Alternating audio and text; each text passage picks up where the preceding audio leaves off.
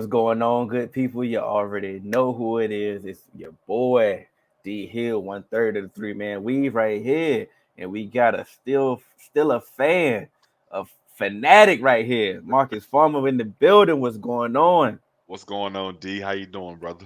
Everything's good, sir. Everything's good, sir. How you feeling today? How you feeling today? I'm feeling good, man. Feeling optimistic. We had our conversations prior to the draft, and you know, I got caught up and wrapped up in the emotions of the draft, but that's typical me. But once I sat down, kind of analyzed things, and kind of looked at it from the outside looking in, I don't feel as bad as I did on draft night. So I'm feeling pretty optimistic for the season.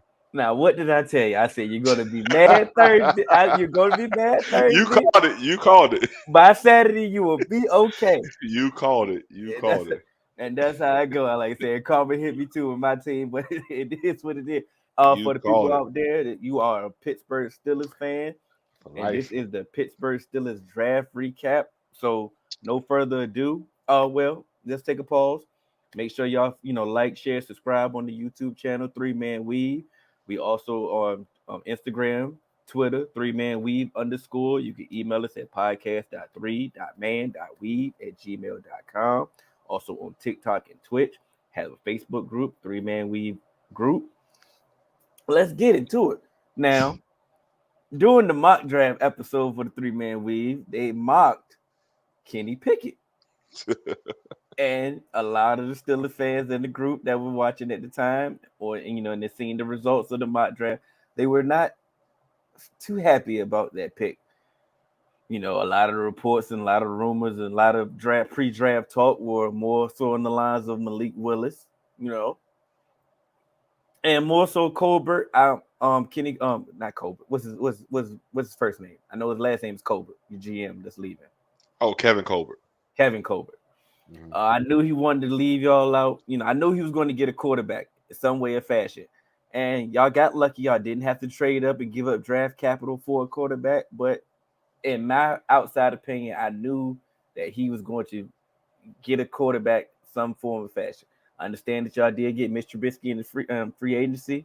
That's cool. But I knew Colbert was going to draft the quarterback some way of form of fashion.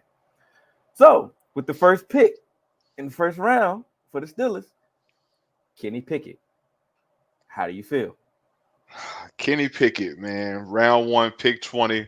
I think you hit on the most important key part is that we didn't have to trade up to go get him. Mm-hmm. I think coming in, I was kind of, I was very skeptical in this quarterback class. And I think sometimes when we do mock drafts and draft analysts, we look at quarterbacks are, because it's such a premium on a position that we might overrank a quarterback just because they're the best available. That doesn't mean they're a round one quarterback. And I'll be very honest, like if this was last year's draft or even the year before, none of these quarterbacks would have been a day one draft. And that you could see it kind of play out that way that Kenny was the only quarterback taken in the first round.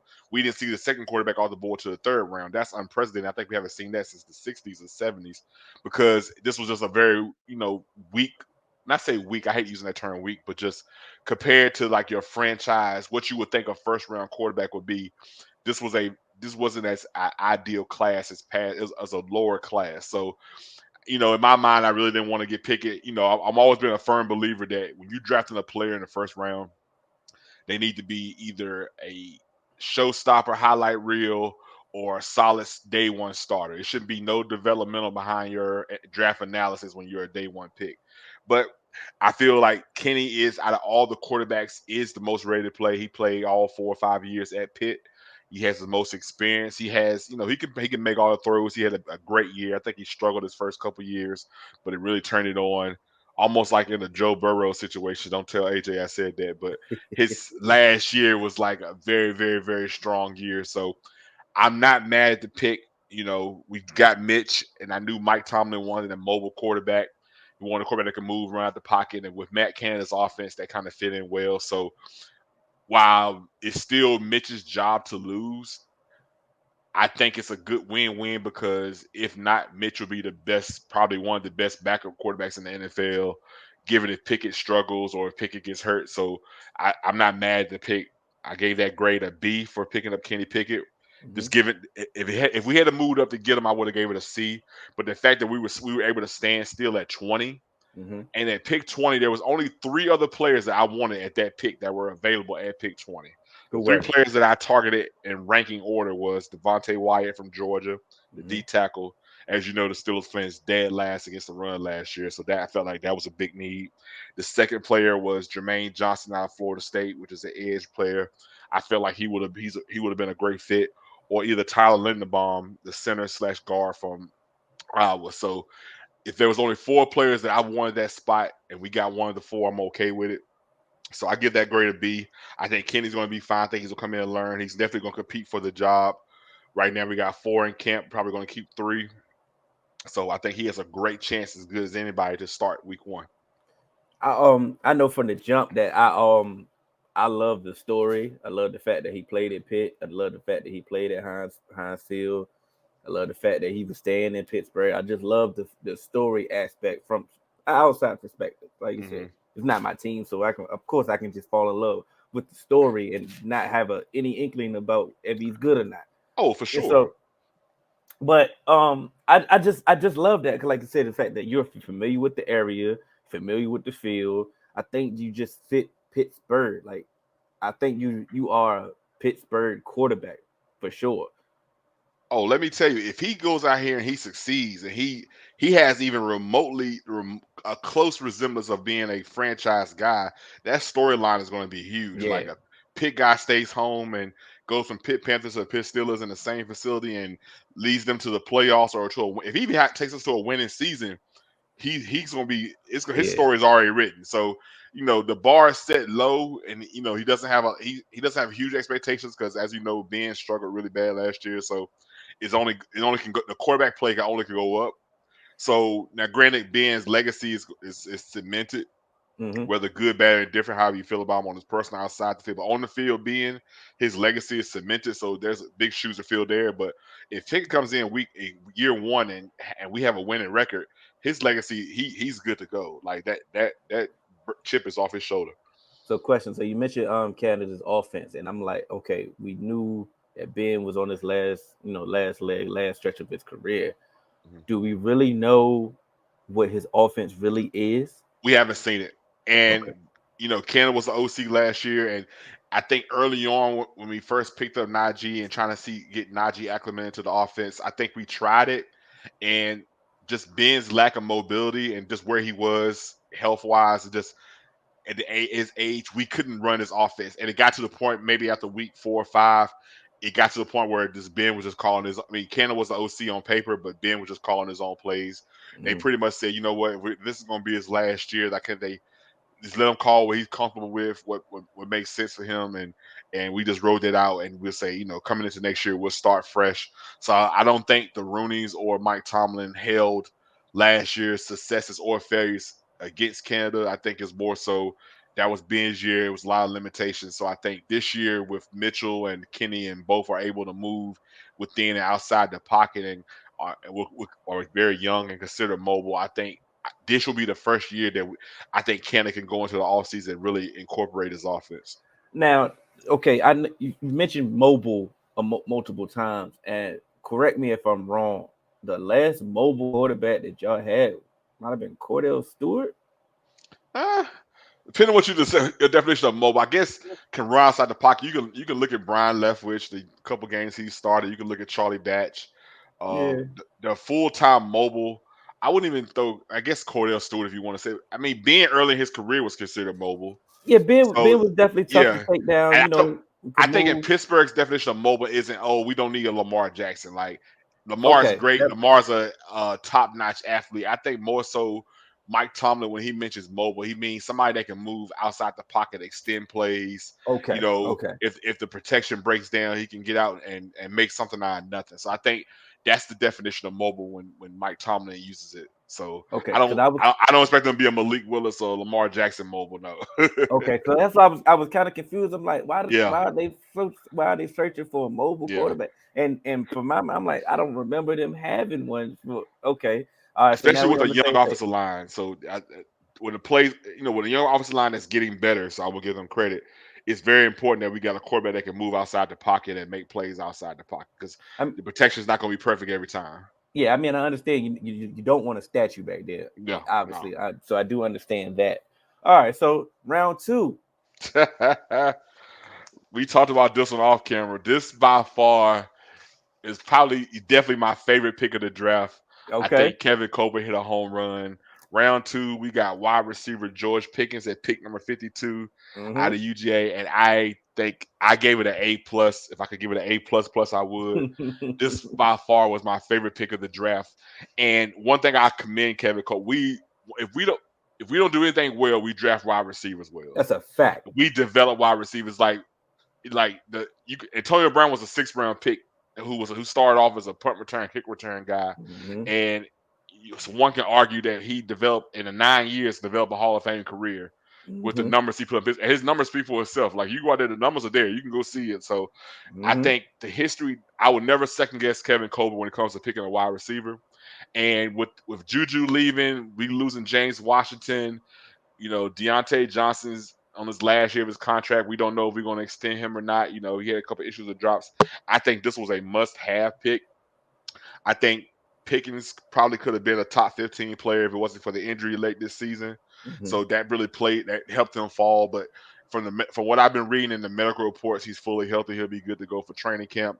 And I love him because he brings and I'm pretty sure everybody's seen the highlights of his fights with Georgia Tech and his on the field antics. And I think we're the right type of locker room for him where we want that edge, we want that attitude, but at the same time, I think we have enough veteran leadership in the locker room that he won't get too out of control.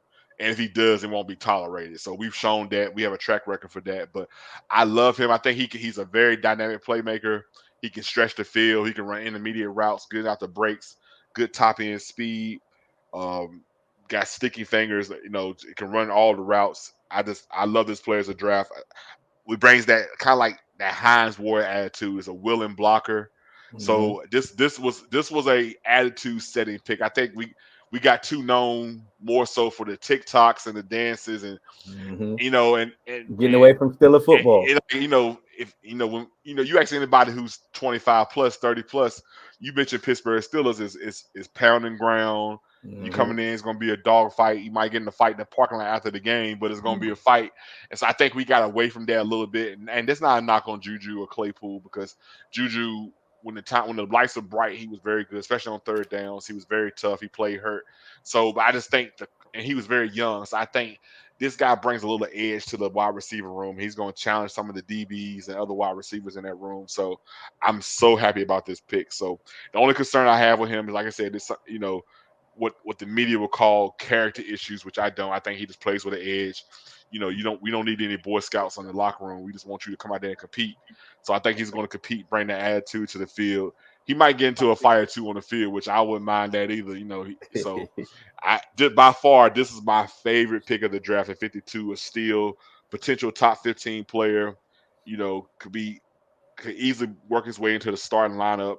Be or either the slot this year. So I'm anxious to see how Colbert is going to be not Colbert, but how Matt Canada and Tomlin is going to use him. But by far, this was the best pick of the draft. That's what I was going to ask you. How do you think that they're going to use Pickens, Claypool, Deontay Johnson, I think the tight ends? I think Deontay's more of a polished route runner. So depending on how fast Pickens picks up the offense, I can see them moving Pickens out wide opposite of Claypool and moving Johnson down to the slot. Like Johnson to me is the better route runner, probably the best route runner in our wide receiver room.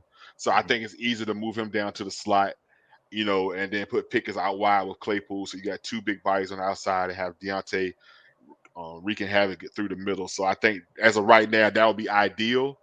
So we'll see how training camp, how fast he picks up the offense and Yeah. how fast he learns. And then, everybody knows with our offense, you gotta be able to block, you gotta be able Mhm. to catch all your assignments and stuff. So I'm anxious to see what he does in camp and hear the reports out of camp. All right. So in round three, the Round Marvin three, Leal. the Marvin Leal. Let's Hmm. see. I gave this pick an A minus. And the reason Okay. I gave it A minus is one, like I mentioned earlier, we were dead last against the run, and one of his biggest attributes was a run stopper. I think his biggest criticism was he his athleticism, his measurables didn't always show up on tape when, especially when it comes to rushing the passer, Mm-hmm. which is fine. But right now with that situation, we had Tyson Alou, he was hurt last year. Stephon Tuitt sat out the whole year, partly because of injury, partly because of the death of his younger brother. So, we don't know his situation right now. I think the last press conference I saw, we still don't know if he's going to play or not. So this was an immediate need field with Mm-hmm. a guy that I think with the right coaching could come in. He's got the size. He's a tweener. So that means he Yeah. can play inside or outside. He can set the edge. So now 3-4 defense. It can help also spell Cameron Haywood, so he ain't got to play all three downs anymore. So we can Mm-hmm. move him down inside. He can play the 3-man in. So I think he's going to be a great fit for us. Like I said, he just needs some coaching. We need that. He got a motor, but we need that motor to be consistent, especially on the NFL level. So this pick was an A- because he definitely come in. He could definitely, if not start, definitely be a rotation guy, which is what we need. And he's a monster against the run. With three defensive minds that y'all have in Pittsburgh, Tomlin, Terrell Austin as a DC, bringing Flores on as an assistant role. I think you can't go wrong with this pick. Like I said, the pedigree is there for him. He did slide in the draft on certain boards, but like you said, he's a tweener. And I think with Flores' background Patriot background of using versatile players in multiple fronts and multiple styles, he should be able to help aid, you know, Austin to help. Okay, boom, let's put him here. Let's use him here. Let's put him because he can play in multiple spots. And like you Yep. said, you just named multiple players that he can help spell that he can also play with. So I like the pick. I text you when you had Yeah. the pick. Yeah. So I like the pick. I like the pick. You like the pick. You graded the A. So we keeping it rolling. And you Round. hit a great point. I think the addition of Blind Flores Mm-hmm. isn't talked about enough. I think that might be one of the most underrated staff additions that we've had in a long time. And I think he's underrated as a defensive coordinator, as his defensive mind. Of course, his situation in Miami didn't end too well, but I think his insight, coupled with Tomlin's insight, and you got Austin, I think he'll be very heavily, even though he's not the DC, I think he'll definitely be heavily involved in the game planning and the Yeah. scheming and just coaching these guys up. So I'm very excited to see what he can do with DeMarvin. But I think DeMarvin is going to be a great guy. Like I said, if he's not a starter, he's definitely going to be a great rotation guy and feels Yeah. an immediate need. And we got him in round 3. I think early preseason he was graded as a round 1. So when you get somebody with that kind of upside in round 3, that's great drafting. So I gave that pick an A-. All right, so we move on to round 4. We get caught Calvin Austin the third, another Let me wide tell you, receiver. my second favorite pick of the draft. Again, is three things are certain: death, taxes, and Steelers picking wide receivers. This guy can fly. And Mm-hmm. when I say fly, I mean he runs a 4.3 40, very Mm-hmm. shifty, catches everything, and he plays bigger and with heart and way above his size. He's very undersized as a wide receiver, but he could definitely be a slot guy. If not, at the very least, he's going to be a great addition to the special teams punt and kick return. This Mm-hmm. by far was my second favorite pick of the draft. I gave this an A+. The part I think I love the most is this guy was on the Baltimore Ravens radar to pick right because they picked right after us, so they had to pick Mm-hmm. 139. And from the reports I've been reading, when we announced the pick, one of the executives in the Baltimore Raven war room was like, "You got to be kidding me! Like this was their guy. Like, everybody knew this was their Mm-hmm. guy. The only reason he slid to the 4th round is because he's undersized. But Yeah. like I said, we got like to me that you look at guys like I'm not saying he's on Tyreek Hill level, but when you got guys that shifty, got heart, not afraid to go up for the 50-50 balls, play contested, and he got hands like that and got that kind of speed that can get open, like it's a no-brainer for me. Like I said, the only cons I have is he lacks ideal size. He won't win, he won't win many 50-50 balls against NFL corners. So it's gonna be very vital from him to like work on his route running and create open spaces for him and open throwing lanes for the quarterback because but once he gets the ball in his hand and he gets open space, it ain't too many dudes on the field that's gonna tackle him. So this is by far my second favorite pick of the night. What's crazy is that I'm not gonna. I don't know how to label it. This a steal or a great value pick because of Because of Wan'Dale Robinson went in the second round to the Giants. Mm-hmm. Now they both the same size, both kind of similar players. But Wan'Dale Robinson had no business going in the second round, especially to the Giants. So for y'all to get this caliber player in the fourth round, with like you said, he could come in and have a specific role. At worst, if he's just your punt returner, your kick returner, okay. Like you said, Hey, okay. He's dynamic in that I area. wouldn't That's care fine. if we just threw bubble jet screens or like Yeah, goes, like throw in some sub packages for him, just get him on the field. He's just one of them guys that you just want to get the ball in his span and space. that's it. Like I said, when you at the fourth round and you got a guy with like when you drafted in the fourth round, you drafted for upside. And Exactly. for him to drop to the fourth round with this much upside, like that's just good scouting. That's just good. I don't think it's a steal because I think most people, I think we Good value. value pick. I think we get caught up in the measurables. We want everybody to be 6'2" to 6'4", 215 pounds, you know, Yeah. and that's great. We've been spoiled by the AJ Browns, the Julio Jones, the DeAndre Hopkins, and we've been spoiled by the Jamar Chases and stuff like that. But when you got a guy like this, who's a weapon, who's a difference maker with a 4.3 speed, like I can find a place for him on the field. And like I said, Yeah. for every report I read, and I read 3 of them, and all of them said heart. Like he plays way bigger than his size, and that fits right into our locker room. As a short guy myself, I can vouch for that. You know, you know what I'm saying? We gotta have some heart. We Yeah, got. man. So y'all So, didn't have a pick in round 5. Oh, you about to say something? no, you fine. I'm listening. I'm listening to my Y'all, notes. y'all, y'all didn't have a pick in round 5, so y'all went in round 6 to go get Connor Haywood.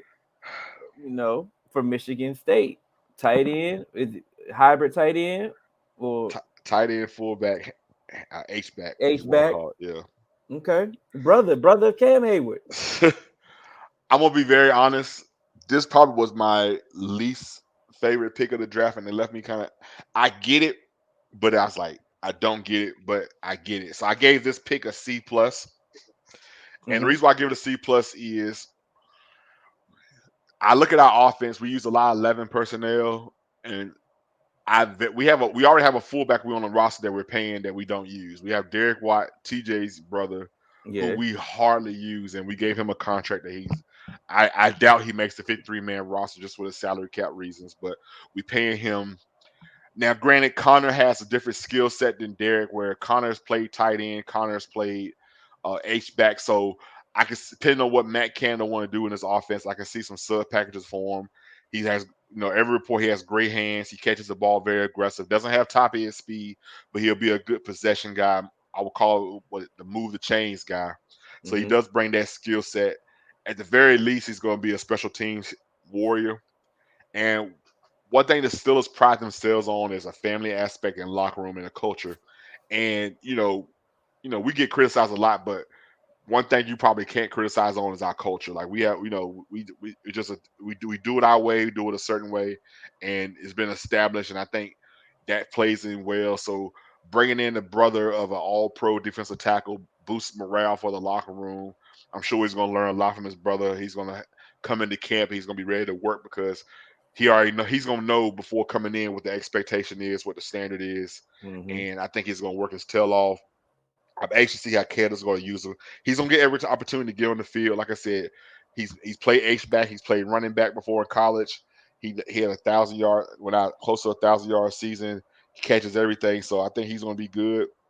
But just being honest and realistic, I see him more of as a special teams warrior, Okay. punt return, kick return, kickoff. So I think that's more so what he's going to be right now. If not practice squad, I just don't see him being a contributor on like a contributor, a regular contributor on the offense. But at the same time, I get the pick and why Kerber did it. I think we could have probably got him in the 7th round, but when you're in picking the 6th or 7th round, you're splitting hairs. So at that time, you chasing athletic attributes. So I'm not mad at the pick, but I felt like I don't want to call it a wasted pick, but it was it was a morale pick. So I gave that pick a C plus. I mean, special teams is definitely made. I mean, it's 6 round pick, so you really can't get, but so upset if he is a special teams Yeah, contributor. yeah. So speaking of the 7th round, going to 7th round, you got a linebacker Mark Robertson from Ole Miss. I like this pick. I gave it an A. Again, this is a 7th round pick. And the reason I gave it an A, because he's an athlete. He's a former Okay. running back turned linebacker. He's only played linebacker for 1 year, so he has to learn. But I think it's almost. I think somebody wrote, and it was a great perspective where they said it's ideal for him to only have played 1 year of linebacker because he's still coachable, because Mm-hmm. he's still learning the position. So he's going to learn the position at the highest level. So I think, you know, granted, I think right now his ceiling, until I see otherwise, is going to be a special teams guy. But like you said, when you pick it in the 7th round, you picking athleticism. You're picking Yeah. guys who Traits. just traits, athletic, whether it's speed, whether it's strength, whether it's jumping, or some type of ability. And he's a quick, fast guy. I think he was second in tackle, third in tackles with Ole Miss last year. And like I said, he's twitchy. You know what I'm saying? Like, just he just lacks the experience, lacks the eye discipline that a starting NFL linebacker would need in the league to be successful. But he's a work in progress. It depends on the coaches how much time they want to invest in him, how much time he gets in the film room and breaks down film. But I think his athleticism alone makes him if at the very least he's going to be a special teams warrior. I gave that pick an A. All right. Now I don't know how to say this last name for you. This quarterback that y'all drafted in the 7th round. Chris Ola Duncan. There you go. And then if I said it wrong, somebody correct me when y'all post this, or when we show this, somebody correct me if I said it wrong. Better than what I So would have done. um this pick was in the 7th round, pick 241. I gave it a B. It's a solid pick. Kevin Colbert said all along prior to training camp he wanted 4 quarterbacks, 4 arms in camp. We lost Okay. Joshua Dobbs to the Cleveland Browns. Of course, we lost Big Ben. So I think the only quarterbacks we had on the roster were Mitch Trubisky and Mason Rudolph. So I knew that we were going to get a 4th quarterback. I didn't know it was going to be a draft or via free agency. I think Mhm. there's a lot of speculation going around about Baker Mayfield, but I'm glad we didn't go that route, because we just don't need that drama. We got rid of a lot of drama, so we want to keep it that way. Yeah. So, he fits the mold of what Matt Canada's offense is. Very mobile quarterback. He struggled his first 3 years at quarterback.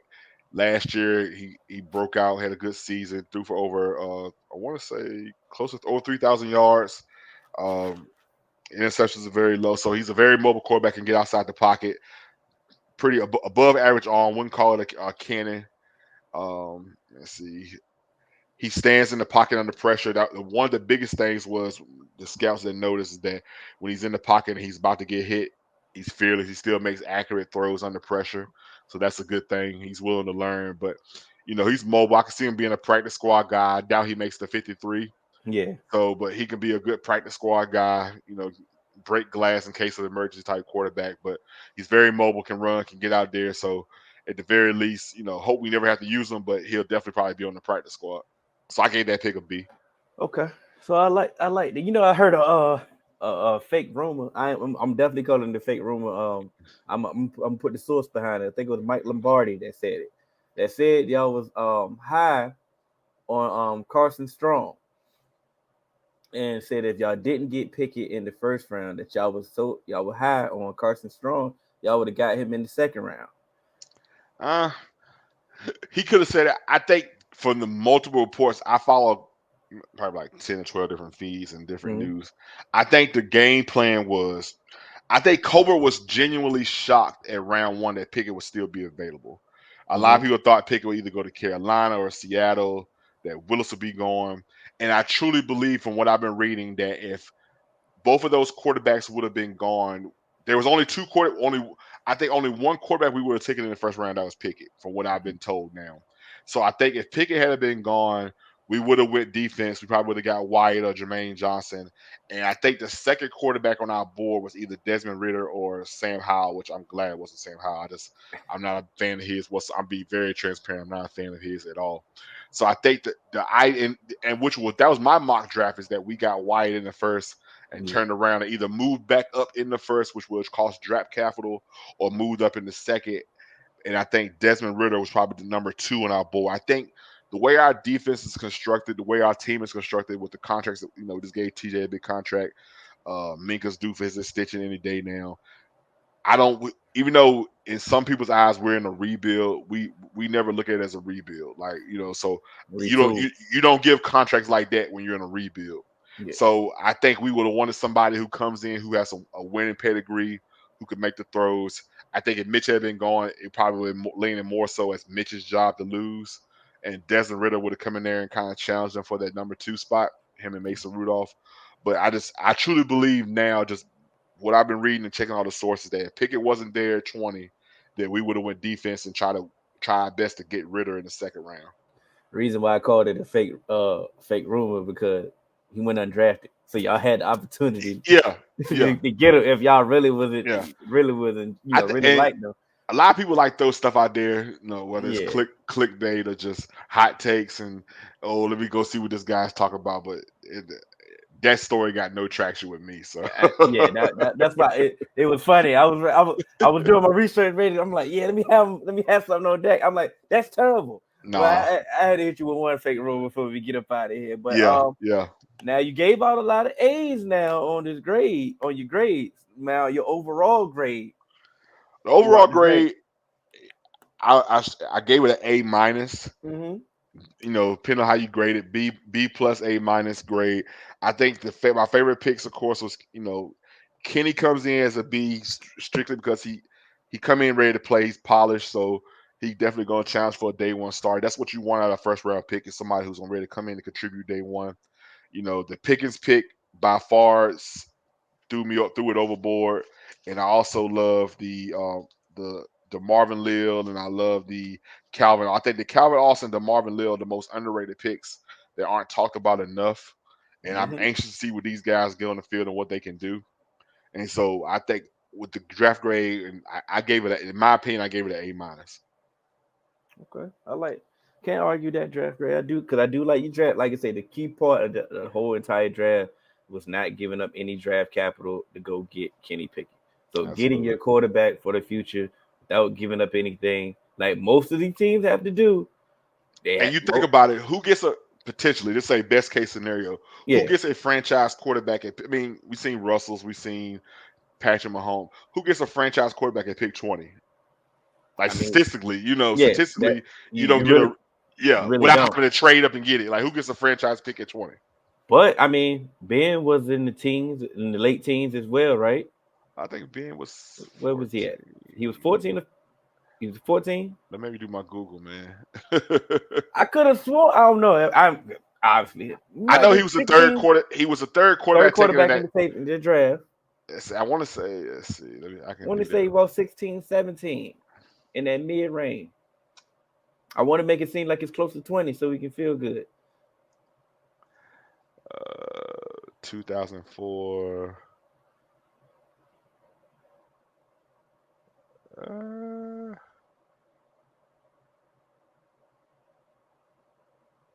Oh no, he picked 11. That's not too bad. Oh, okay. That's what. Yeah, it wasn't bad at all. Okay, pick 11 because I know Eli.